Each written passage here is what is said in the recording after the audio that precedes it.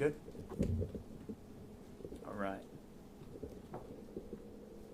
All right, good afternoon. Thank you all for being here today. It's a big day here in Norfolk, and I'm happy you all could join us. Today's announcement is going to conclude a process to find Norfolk's next chief of police. But before we get into that announcement, I do want to take this opportunity to thank the gentleman sitting here to my left. I want to thank Mike Goldsmith for his leadership over the last 12 months. Mike, I can never express my gratitude for your service. There's just no words. Not just this past year, but over your entire career here in Norfolk. With your announcement of your retirement, just know we're all going to miss you. We thank you for everything you've done, and I wish you the best on your next journey. Thank you so much. And we'll celebrate you a little bit more as the time goes. It's all good. But now moving on to the reason we're here today. Last fall, we set out with our search firm, Morrison McDaniel, to identify the individual that would become the next chief of police for the city of Norfolk. Through this process, we identified several highly qualified candidates, and I want to thank all of those individuals that applied for expressing their interest in our position. After a long review process, I'm happy to announce that Mark Talbot has agreed to serve as the next chief of police here in Norfolk. Chief Talbot's a well-respected, seasoned law enforcement professional with 35 years in the policing industry. He's a planner, he's a strategist, and I'm happy to say he's very cerebral and quite an intellectual. He holds a bachelor's degree from Penn State. He has additional education from the Police Executive Development Institute at Penn State and the Criminal Justice Leadership Institute at the University of Delaware. Ultimately, a chief in today's day and age must effectively straddle being responsive to the community, but also responsive to the men and women that serve in that chief's department. And I believe Chief Talbot has a strong track record when it comes to this balance. It's clear to me that Chief Talbot possesses all the traits that I am looking for in a new chief, and also all of the traits that the residents have been asking for as I searched for a new chief. So I believe we found the right individual to lead the Norfolk Police Department. And with that, I'm happy to introduce to you all the next chief in the city of Norfolk, Mark Talbot.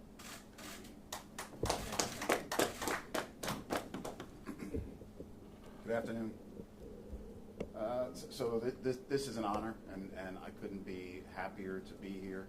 It is a very surprising turn in my career, frankly. It is exciting, and it's the right move for me at this point. I believe it's the right decision for the city of Norfolk. I've spent more than 3 decades studying crime and disorder and justice and fairness and injustice and marginalization and poverty. And I've dedicated my life to understanding those things and using them to help develop the right strategies to make cities safer. I believe that I can continue to help build on what is already a great organization. I believe in the capacity of great policing, and I believe in the responsibility that it forces upon us when we're doing the job. I'm leaving the city of Hampton much sooner than I anticipated, but I'm leaving with a clear conscience because I'm walking away from an organization that is strong. It is better than it was when I found it. It is fully capable of tackling the challenges that are in front of it, and it will continue to do so moving into the future. There are many things that I'm proud of in my career, and I'd like to just talk about a couple of them. I'm walking away from an organization that reduced murders in 2022 at the end of our first full year with our policing strategy by 30%.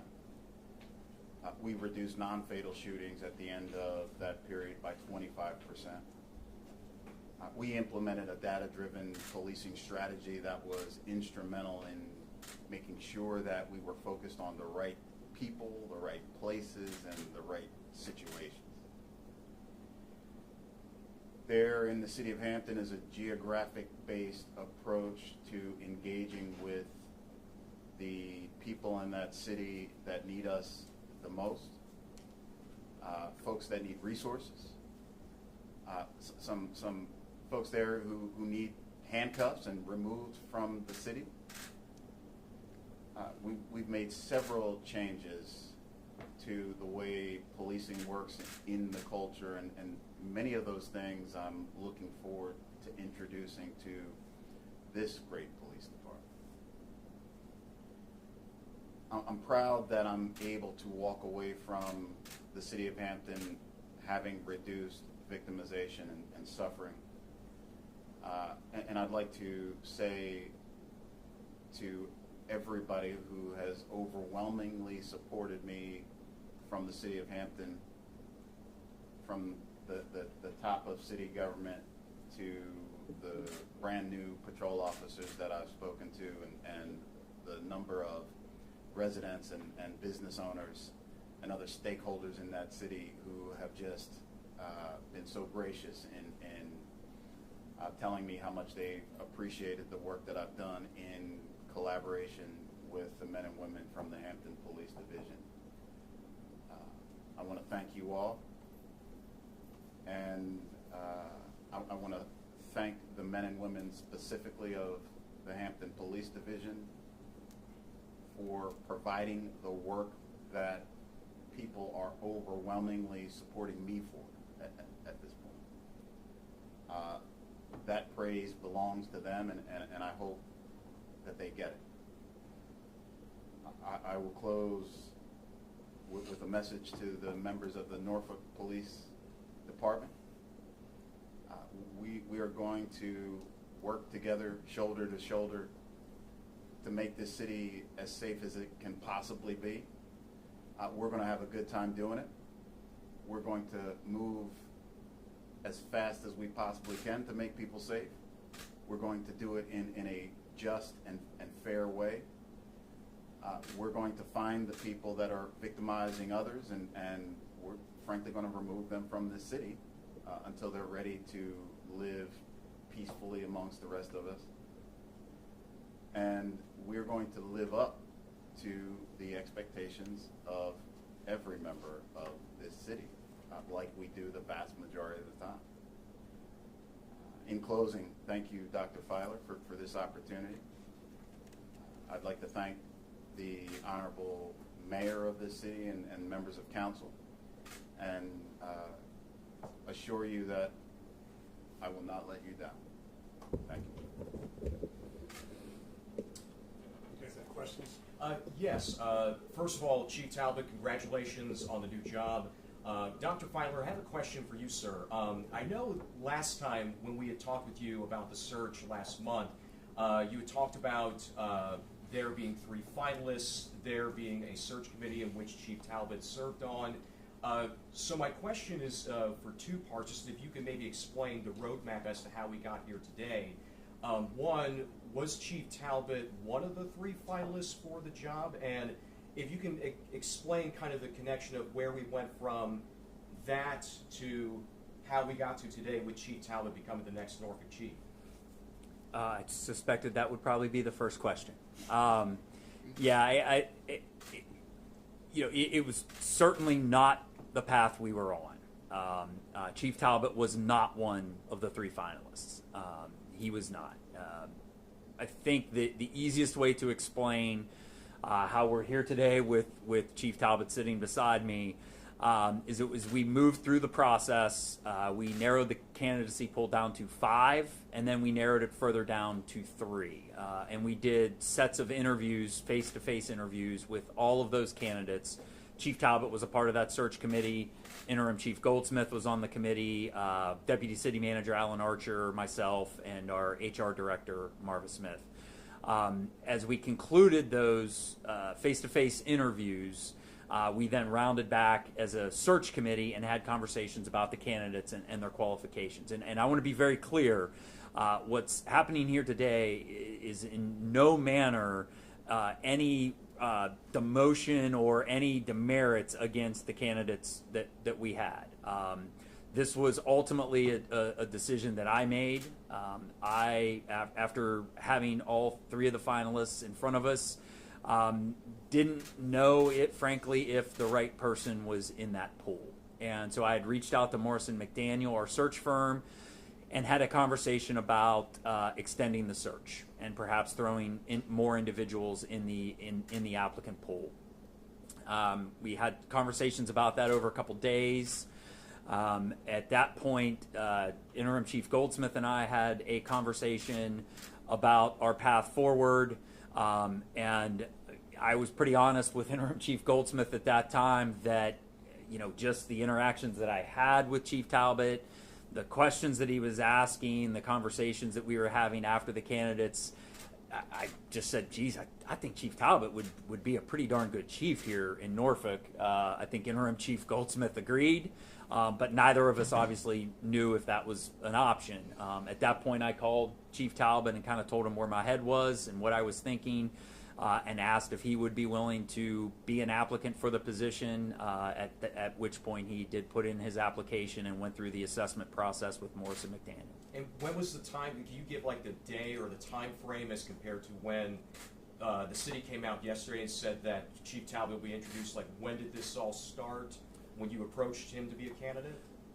So we finished face-to-face interviews, and I would estimate it was about 4 or 5 days after that when I reached out initially to Chief Talbot and told him kind of what I was thinking, and that I was not sure that my next chief was in the pool, and asked him what his intentions might be, or if this would be a position he might be interested in.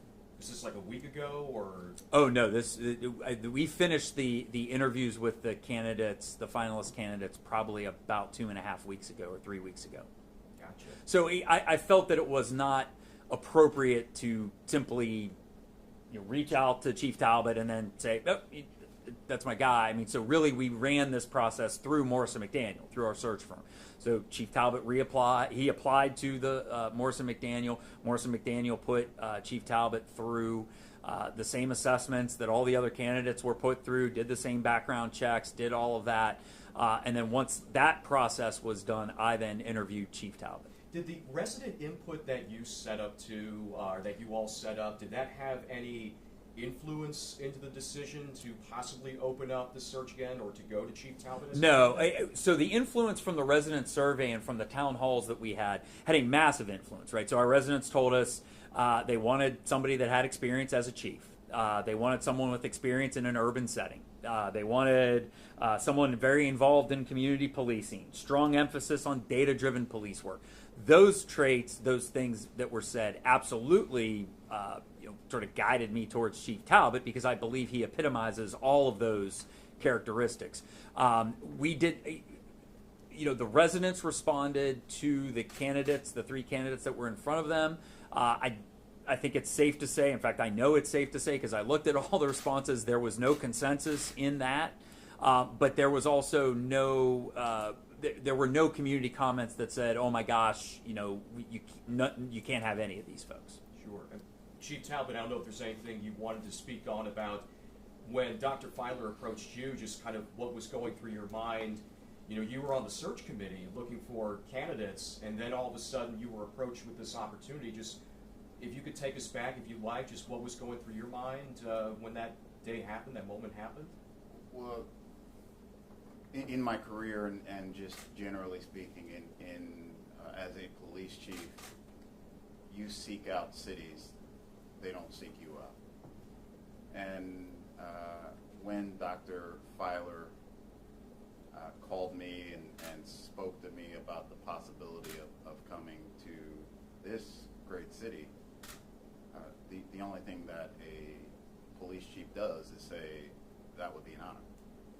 I don't think you say anything different if you're a sane person. And so here I sit. The process of assessing the candidates is something that I've done many times in my career. I've never ended up in the job that I was assessing candidates for because it typically doesn't work like that. Norfolk wasn't on my mind as a city to work in but nobody had asked me, frankly. Hampton has been tremendous to me, as you can see by the comments that are being made. It has been the best time of my career, and it in some ways I'm experiencing a lot of angst about walking away from a great bunch of men and women. But as I said, this opportunity, this city, what I've done in my career, what I understand, my skill set, this is the job that I should be doing. This is the job that I should be doing, and I'm honored to be here, and I'm looking forward to getting started. And I'm looking forward to demonstrating why I am the right person for this opportunity. Expressed a lot of love for Hampton, which was kind of where I was going next. I mean, some city officials in Hampton we talked to yesterday, they seemed surprised, but is this something that you guys were ready to more so announce now and maybe not yesterday, and just kind of this is how it all came together? I've heard, I'm surprised as well. I'm surprised as well. If you would have asked me 30 days ago where you're going to be, it would not be here. So I stand with them, surprised, and right now mixed feelings because I'm still the Hampton Chief of Police. But I'm also convinced that this happened for a reason. And Dr. Fowler and I had never spoken prior to sitting down together to assess these candidates. But I was deeply, deeply impressed with Chief Goldsmith, deeply impressed with Dr. Fowler, and the process itself. I was impressed with many of the things that I heard from the candidates. And at some point, I realized I could do the work that they needed to get done. So here I am. Now, Hampton has a real-time crime center. I know there's been talks of having one in Norfolk. Can you just talk about the impact the real-time crime center has had on crime in Hampton? Yes. So the potential impact of the real-time crime center can be realized when you have a strategy in place that can utilize the technology, right?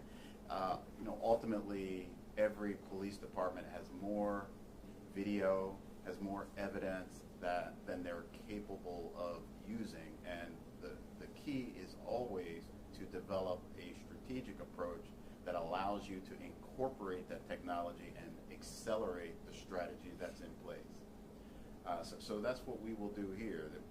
How it's been working for us in the city of Hampton is when you are positioned in the right neighborhoods and you're focused on the right people, and now you're able to leverage the technology to enhance your understanding of both the neighborhoods, the people there, the movement of cars and people and situations, and you take all of that and it'll allow you to do more than you could do otherwise.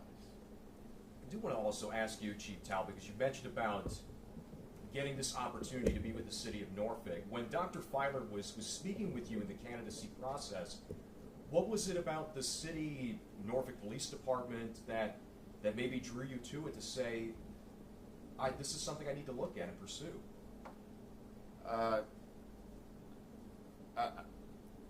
That never occurred to me as something that I need to look at and pursue.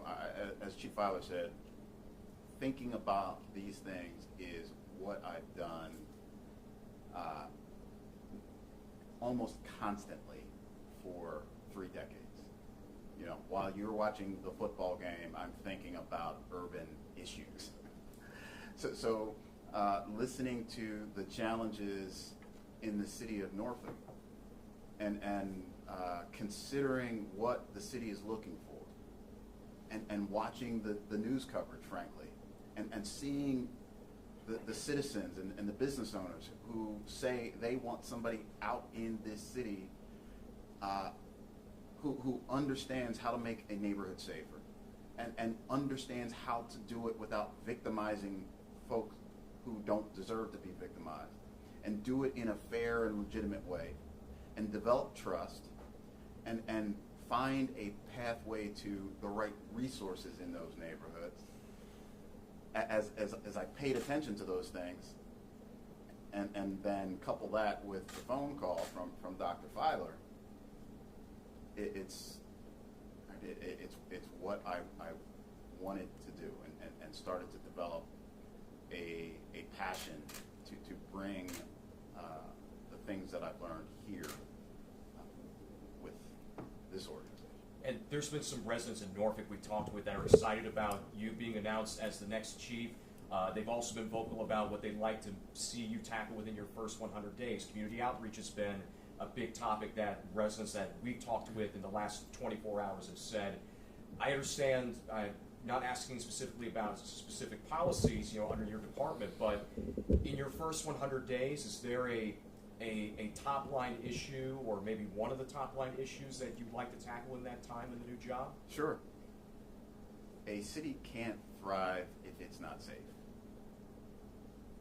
And the first thing that we need to make sure that we're focusing on is, where are people suffering the most? Where is there a level of violence that we need to quickly put an end to? Urban America throughout the country is suffering in many neighborhoods, and it turns out to be not even neighborhoods. It turns out to be the north end of the block, or the south end of the block, or this house, or this drug market over here. We need to make sure we're putting the right resources into those challenges, and we've got to do it as quickly as possible, as consistently as possible, and we need to make sure that as we do that work, we're developing a clear sense of exactly what steps do we need to take to turn those locations around. The second thing I will say is that it's important that I listen and learn to the people who are interested in producing public safety with us. I want to hear from everybody who wants to talk to me about safety in the city of Norfolk. And I want to make sure that everybody who wants that opportunity to express themselves gets it.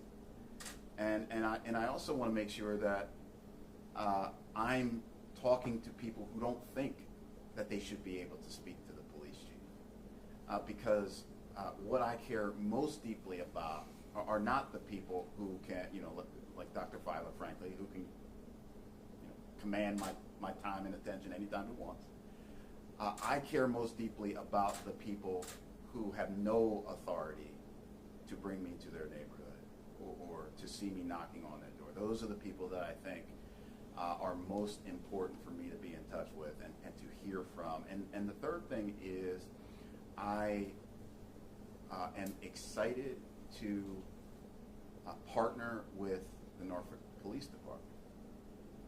I believe in cops, and I believe in their ability to turn cities around, and I know that they are just waiting to hear what it is I care about, and I have every bit of experience and confidence that when I'm clear about that, they're going to deliver it. So I think broadly, those are the three things that you will see. Obviously, Chief Goldsmith's gone April 14th. Do you expect this passing of the roles to happen soon, or what were you guys shooting for?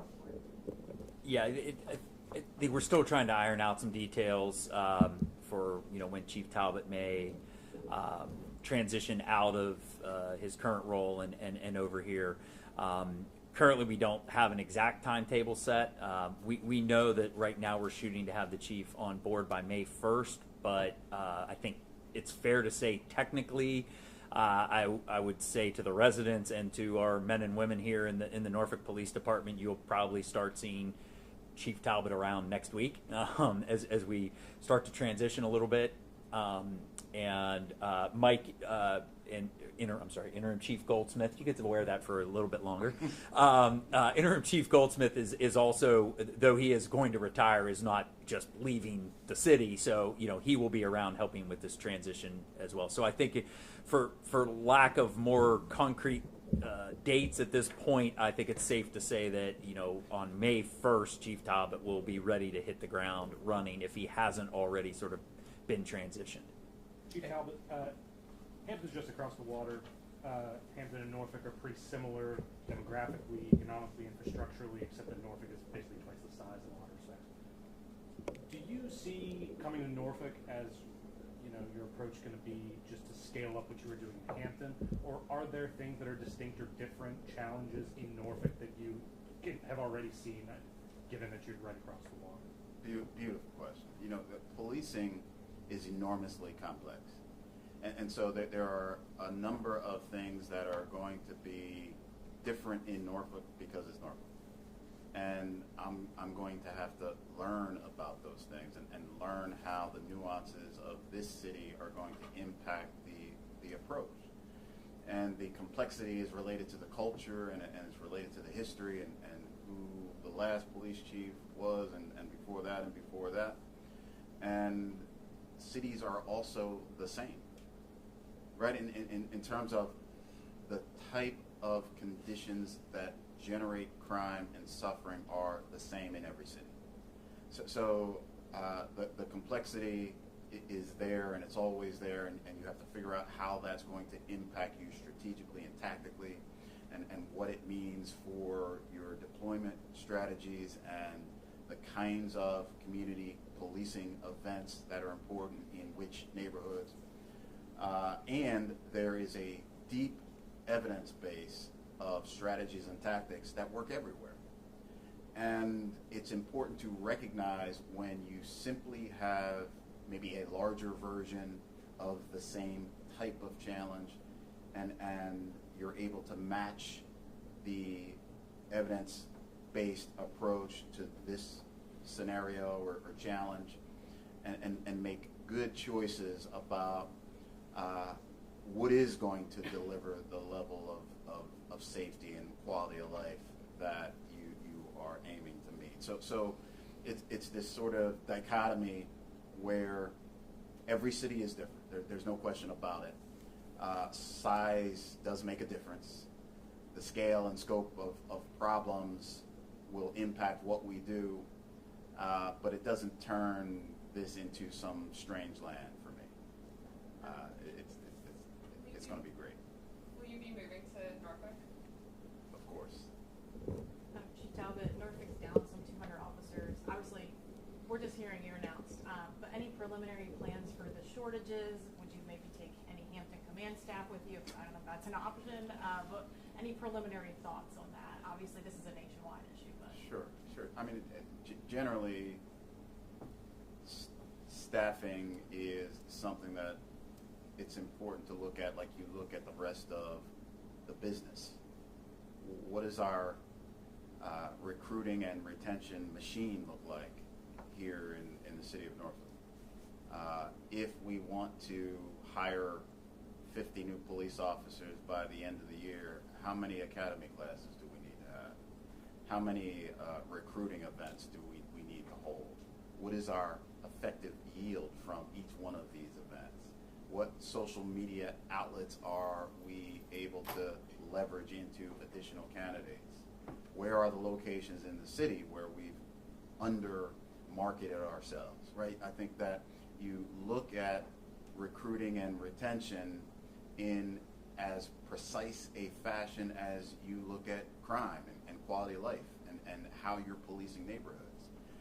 You have to grab a hold of the thing, see how it's working, see where there's holes in it. Is it at the top of the funnel? Are we getting enough candidates at the top? Are we kicking too many of them out? Is it smoking marijuana? Is it, what are the factors that are causing us to drop people? I think once you start to look at the machine and how it's functioning, you start to develop a sense of what intervention is going to make the most sense for us. Dr. Filer, I know that you and I have had many conversations about this search over the last year.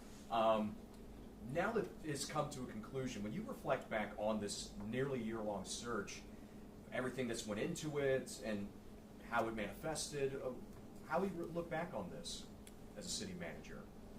Yeah, I was actually thinking about that last night a little bit as I was reflecting, and clearly this isn't where I thought we were going, right? I think the one thing I will say throughout this process, and it has weighed very heavily on me, and I thank Interim Chief Goldsmith. I actually had a great conversation a few nights ago with Sheriff Barron, and I want to thank him for his comments that he gave to help me a little bit.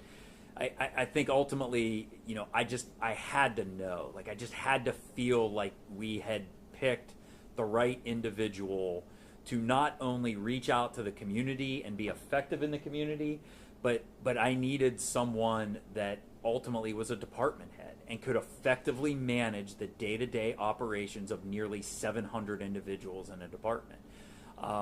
And while if I'm going to Monday morning quarterback it, and if I had perfect foresight, I would have said, Chief Talbot, would you be interested in putting your name in and things like that, and that would have started months ago.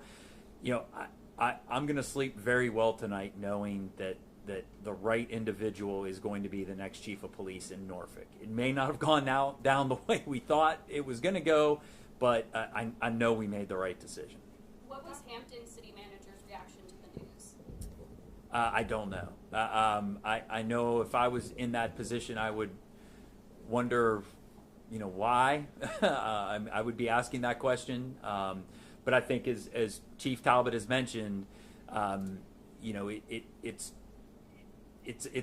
was about an opportunity. I was very happy providing that opportunity because I think Chief Talbot is the right person for this job, and I want to thank him for even entertaining the idea. Right? I mean, the phone call I was making to him to gauge his interest, I did not know how that phone call would go, and I was prepared either way for however that phone call went. But I know it's hard to lose good people, and I've been on the other end of that. Worried about how this will affect your relationship with counterparts in Hampton and the Hampton Roads Planning District Commission? I can't imagine that it would influence those relationships at all. Right? I have lost individuals to other localities here in Hampton Roads, and I think I've tried to still be extremely collegial with all of my counterparts and colleagues. One or two more, you guys. Obviously, the search cost $35,000 with the consulting firm.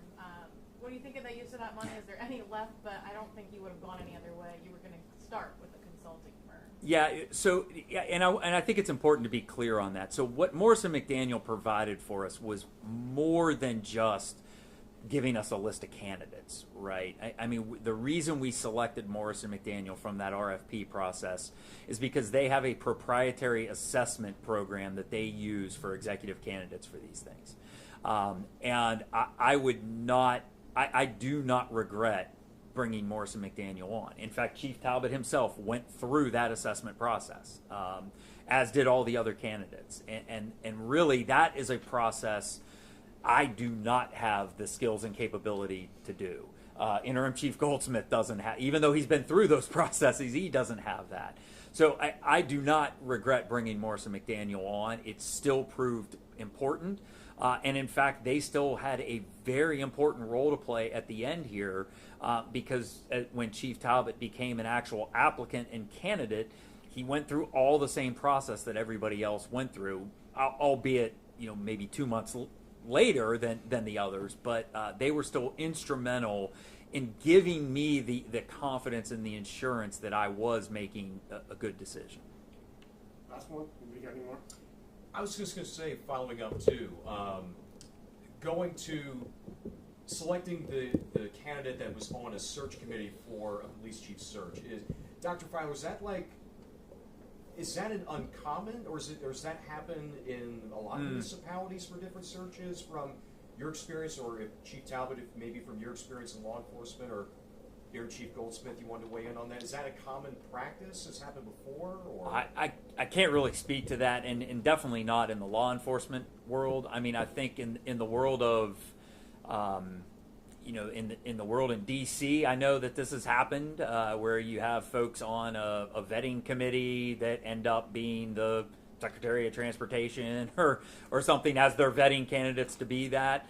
In this situation, I felt like I clearly wanted to tie off the process that we had gone through, and that's why rather than even entertain something like this or approach Chief Talbot, it was 5 days after all of the interviews had concluded before I had reached out to Chief Talbot, and that was because I wanted to be sure that I just didn't feel it right, that I didn't think that I had in the candidate pool the person that was going to be the next chief. And then, as I mentioned that to Interim Chief Goldsmith. We talked about it for a couple days, and then ultimately made the decision to reach out. So I don't know if it's common. I have seen it happen, but yeah. I think you had one more if you wanted to take Yeah. the last one. Will we find out who the candidates A, B, and C were? And then we got to see answers from those candidates to certain questions. Have you answered the same questions, and can we see those answers? So we will not be releasing any of the names of the candidates that were in the pool. I was going to be respectful of that. I had that request. We did have individuals in there that were assistant chiefs and deputy chiefs and sitting chiefs, and so I think out of respect for those individuals, particularly now that they are likely to remain where they are, I'm not going to release any of those names. As far as the answers to the questions, yes, Chief Talbot did have that verbal interview with Morris McDaniel. Not sure we have it written, but I can check with Morris McDaniel as if to whether or not we might have a transcript from that interview. But in my interview, the very first questions I asked Chief Talbot were those 4 questions. But that was all verbal. They were not written at that point. All right, guys, we appreciate you guys being here. This is going to be a press conference. Thank you guys for your time. Thank you all so much. Appreciate it. Mike, congrats on retirement. Thanks, appreciate it. Chief Talbot, Ernest wants to know if you've taken any PIOs with you. If I did, it would be him. Yeah.